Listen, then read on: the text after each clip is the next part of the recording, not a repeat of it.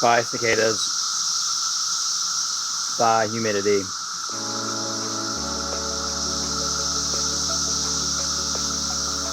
They are loud. Wow. It is 4:11 a.m. Eastern Time, and I am off to the airport for the first time since COVID-19 to go run the Bryce Canyon 100-mile thing. Yeah. Bye, Molly. See you in a couple days. Have a good trip to the beach.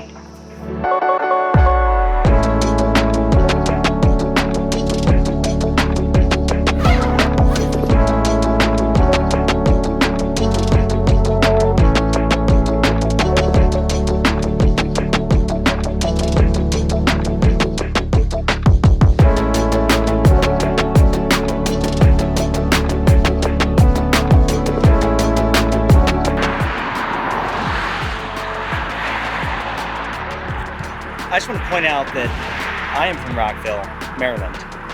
Here we are in Rockville, Utah. I'm going to just say that Rockville, Utah hits a little bit closer to home with the name. What do you think?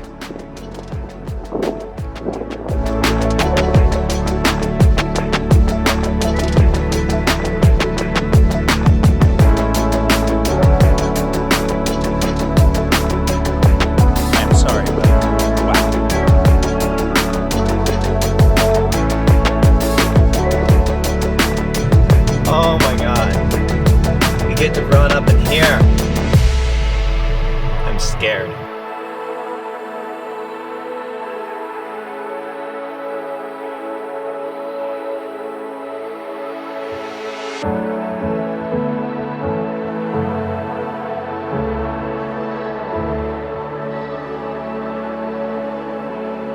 This is just wow. Oh my gosh. Here is our amazing dinner. We have microwave ready pasta, some crackers and cheese, a coffee cup to put it in, and some dark chocolate. So at the same time I'm doing this, Tracy, my wife, is taking the kids to the Outer Banks by herself in Memorial Day rush hour traffic, down 95 in a rainstorm. And both kids just peed on the side of the road, so thank you for letting me do this. You're an amazing mom and wife. I love you. All right, let's start with some facts. I'm eating microwave pasta out of a coffee cup for dinner. It's not bad. I am bib number 325, 100-miler. Next fact, I was supposed to run Bryce in 2020. COVID, flight, no, not gonna do it. So another 100-miler delayed for unforeseen circumstances. Fact, I got COVID in February. I was worried I wasn't going to run the race. I recovered, I trained. My sauce to pasta ratio is definitely not on point. The tradition of wearing the last buckle I earned on my next trip to 100. So now I take it off. The belt is ready for the next buckle. Hopefully. No, not hopefully, definitely. Fact, Bryce Canyon is beautiful. Fact, pictures don't do it justice. My rental car was not made for off-roading. Fact, my shoulder hurts, and I hope it doesn't affect my running. All right, stuff's laid out. Watch is charging. Chocolate. I'm exhausted. So, see you in the morning.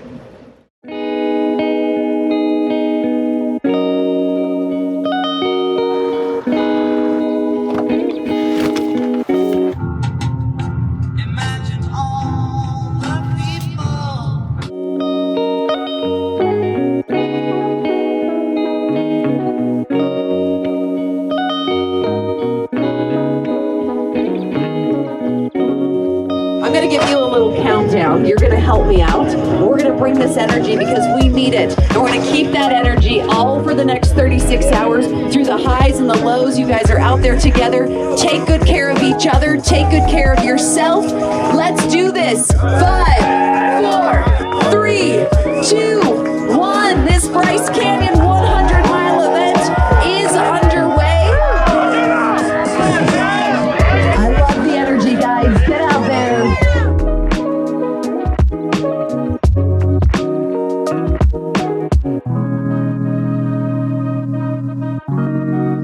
About 2 hours in, 9 miles on a very easy runnable stretch to Johnson Hollow. Feeling pretty good. About 2.5 hours in, 12 miles. Still on this rolling double track. It's very pleasant. Very pleasant.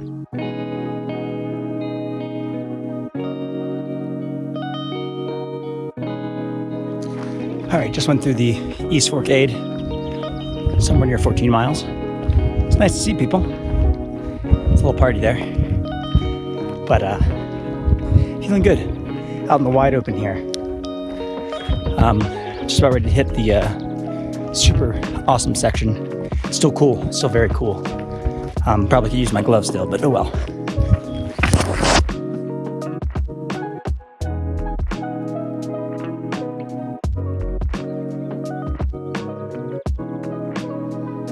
All right, here we are 4 hours in. It's staying still pretty cool. We're on a road night now, sharing the road with some cars, so it's a little dusty. Coming in to mile 19-ish. And then we got another aid station coming up. But it's been pretty rolling and runnable on the downs and nice little hikes on the up. There's no oxygen up here. I forgot about that. I mean, I didn't forget about that, but I forgot what it feels like to be at 8,000 plus feet.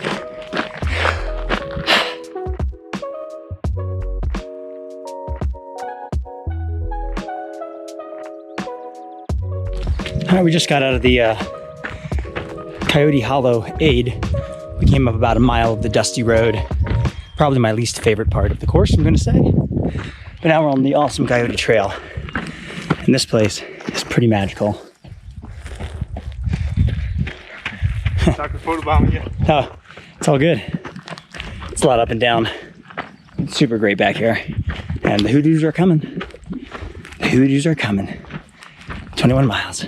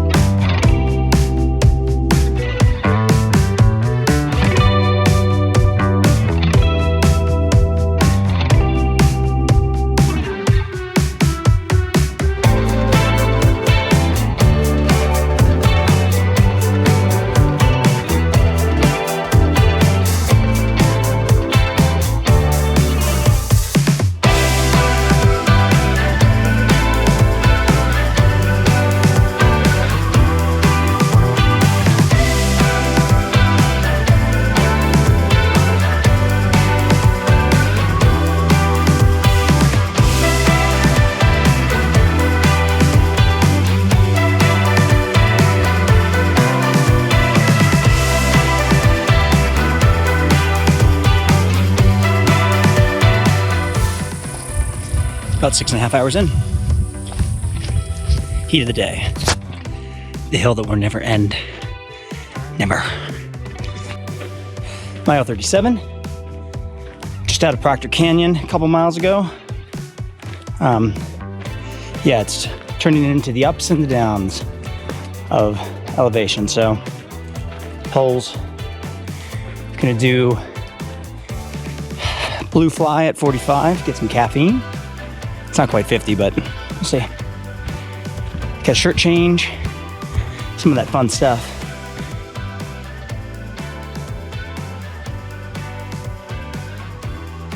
All right, so we're in and out of blubber. Shirt change, caffeine. Whew. Yeah, not prepared for this. Definitely the altitude's getting to me. The headache and 9,000 feet. Yep. All smiles. We're moving. We're moving. All right, just came out of the Kanab aid station, and this is basically all downhill to Straight Canyon, thankfully. Everyone's kind of bombing down here, trying to gain a little bit of time. My headache's getting a little bit better as I lower elevation, so yay, relief. Probably not gonna make it to Pink Cliffs in the sunrise, but we saw some incredible stuff back there. I guess I gotta go more downhill. Still have my downhill legs on me for the minute.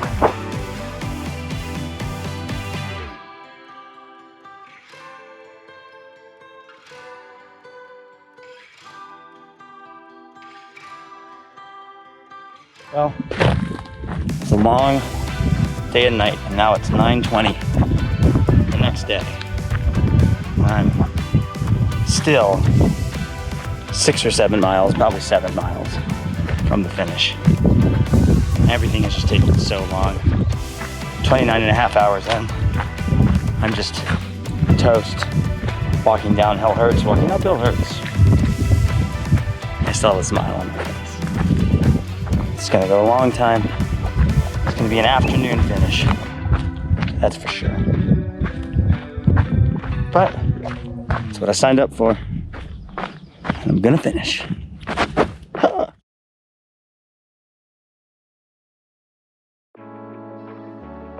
So it is 6 o'clock on Thursday, November 4th, exactly 2 days before the Rim to River 100 will start, and about 160-ish, 155 days since Bryce Canyon, and I'm just getting to the video. I'm wearing the obligatory race shirt. Like most videos, by the time it gets to the night, there's not a whole lot to shoot. The next day, the sun rose, and man, it was beautiful. But I only had the motivation to start one little clip on the GoPro, and then I think the battery died. And I suffered through 32 hours on my feet, which was the longest by almost 6 hours I've ever done. I got to the finish, got in my car, and just drove. So I did not put any time and effort into recapping the race, so 160 days later, we're gonna do that right now. I last left you with about 7 or 8 miles to go. Well, let's rewind to the beginning. The race was certainly more challenging than I expected in some ways, but I did expect it to be hard. The elevation got to me. I had a couple headaches. The uphills after, a certain time were becoming just daunting. I had to stop every 10, 15 steps sometimes. I never thought that my body would be crumbled to that sort of just slow pace. I mean, just thinking about 20-minute miles was a blessing, but in realistic, some of those miles were in their 30s. I started the race, my gear was good, my preparation I thought was pretty spot on, the drop bags, I had the right clothing. I picked up my poles at the Hillsdale Canyon aid station. I don't have it in front of me. So the first part was very runnable, beautiful. Walking on the road through Coyote Hollow was, kind of a drag.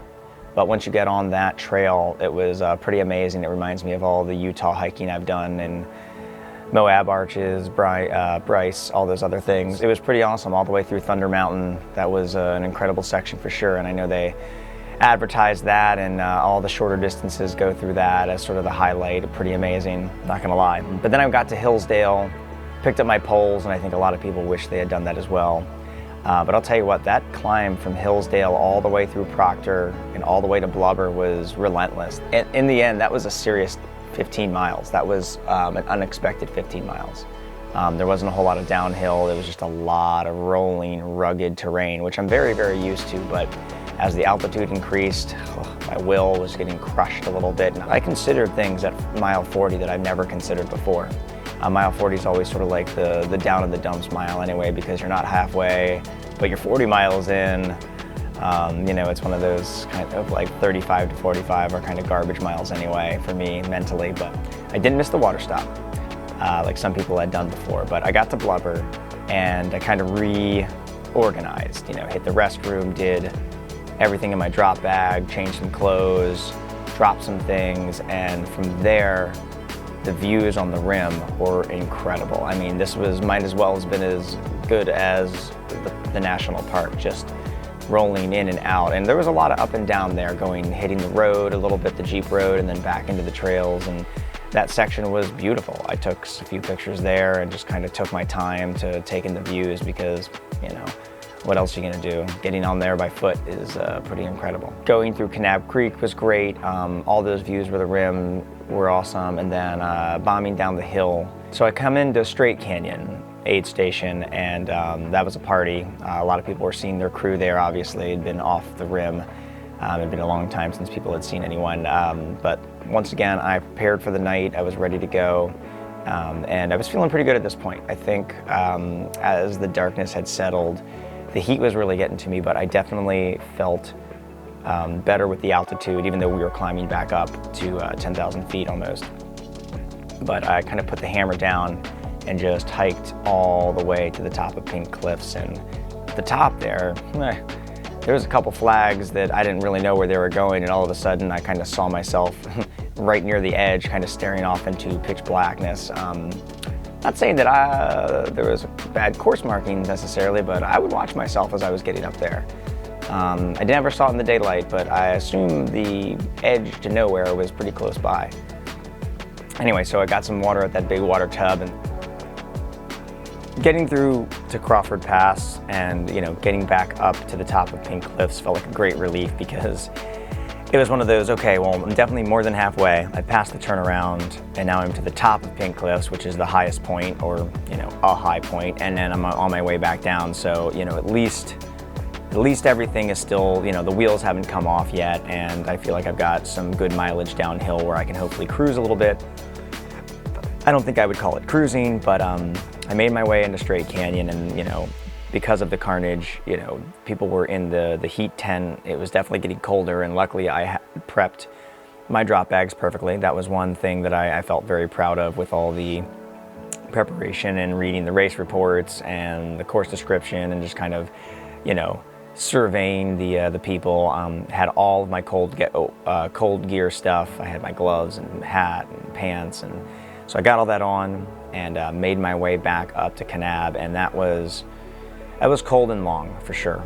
This is where the real fatigue started to set in, and when that sun rose, it was beautiful, but man, that's when I realized I'm on my walking legs. I'm really on my walking legs now.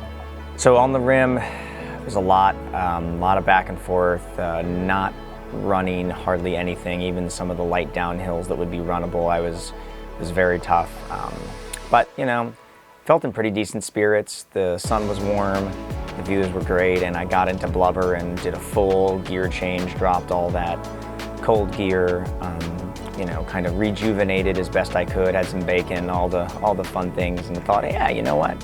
I only have 11, 12 miles to go, you know, let's start knocking this out. Let's get into single digits. But once again, the Blubber Creek to Proctor Canyon section was the will crusher. I thought I knew the terrain, but man, it's technical, and I'm used to technical, but oof, it was tough. And I mean, it was at the point in the race where I was just done, and it got hot. I was taking breaks in shade, even though I was keeping cool. It felt like it took 10 years to get to that water stop, wherever that was. And I'm talking to the people around me, are we sure Proctor's close? You know, I remember that field, that place, that whatever, oh, that big rock, and then you have to go to the ditch. You see Proctor, and even though it was downhill, whew, that was not an easy, dusty run. I tried to pick it up. I tried to pass a couple people that were on that stretch, but, you know, get the under 32-hour mark, but not even close. I don't remember, you know, exactly how long it took to do those last couple miles, but I thought, hey, I could probably do a couple 14-minuters. You know. Anyway, finally, I think I see the cars. I'm rounding this corner, then finally the parking lot comes into view. Finally, I can start hearing the announcer. I try to pass some people, but other people pass me, some other crews and family catch up with their runners, and, you know, there's a lot of fanfare crossing that finish line. And I finally get to the cattle guards and round that corner and pick up the last jog to the finish line, and pretty happy to be done and ring that big gong. Then I picked a buckle, picked up a drop bag, and then the Dust Bowl set in. Everything was covered in that dirt and sand from the wind. It was kind of came out of nowhere. I don't know how long it lasted, because I got in my car and just just sat for about a minute before driving and then thought, okay, now I gotta drive to Vig. I don't even know what time I finished in, 32 something, I'll put it right here. But finishing was very rewarding. I drove for a little bit, I got an ice cream sandwich, and I took a nap on the side of the road. And a little later I got an In-N-Out burger, went to Vegas, took an amazing shower, had 2 beers and a steak dinner, and went to bed, and that's the end of the Bryce 100. Oh, can I have a sticker? Yep. You can have free sticker. I'll have a sticker. Okay, thank you. All right, thank you. These ones are for Luke. Those are for Luca? Yeah. Okay, that's very nice of you. Thank you. Bye. Bye. Kids, to sum it all up, you know, it was a pretty incredible race. I highly recommend it, especially if you're doing a shorter ultra distance. The scenery is incredible. It is very well staffed and supported. I do recommend the 100 though, because the views from up on the rim there they're unparalleled. I mean, they're just so different from the actual national park, and they're probably overlooked. People probably don't take the time. The Blubber and Kanab areas were pretty incredible, even though I was feeling pretty unincredible at some of those times. And one day I'd like to get back to see Pink Cliff. I'm not sure I'll run this one anytime soon, but vacation races as a whole, I probably would love to be back and do Zion one day if it weren't right in the middle of tax season. And I think they did an amazing job putting on a great race. I was as prepared as I could have been after having COVID and not really training as much for the uphills, and I guess this was sort of a roll of the dice with altitude. You know, being up right near 10,000 feet for a lot of the race is something new to me. I believe Bryce might be one of the harder races I do for a long time. If you're still watching this, you're either in another pandemic and you have nothing else to do, or you really, really care about running this race and care what some random back of the packer has to say about it. Thanks for watching. Makes me scared just looking at that course map again. Stay safe out there. I'll see you in the next one.